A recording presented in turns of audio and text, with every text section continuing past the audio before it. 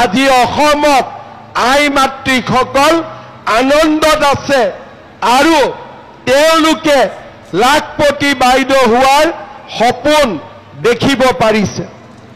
মই বহুত দীঘলীয়াকৈ নকওঁ, এটা কথা মই ক'ব খুজিছোঁ, 10,000ৰ পৰা 25,000 আমি পাম, কিন্তু তাত এটা সৰু চৰ্ত আছে।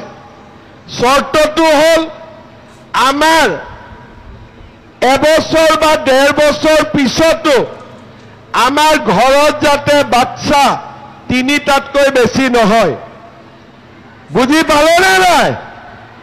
আৰু আমাৰ ট্ৰাইবেল মানুহ হ'লে 4টালৈকেও কোনো কথা নাই।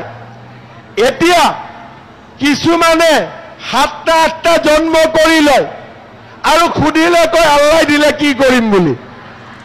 তেতিয়া মই কওঁ আল্লাহ ঘৰত আহে নেকি বাচ্চা দিবৰ কাৰণে? ঘৰততো নাহে, ভগৱানটো নাহে। আমি কৰোঁ কামটো আৰু দুখ দিওঁ আল্লাহক, দুখ দিওঁ ভগৱানক। সেইকাৰণে এইবাৰ মই আল্লাহকো অনুৰোধ কৰিছোঁ, ভগৱানকো অনুৰোধ কৰিছোঁ যে আমাৰ ঘৰত আৰু 3-4টাতকৈ বেছি বাচ্চা নিদিব, কাৰণ আমি লাখপতি বাইদেউ বনাব লাগে। মই ঠিকে কৈছোঁ নে নাই কোৱা?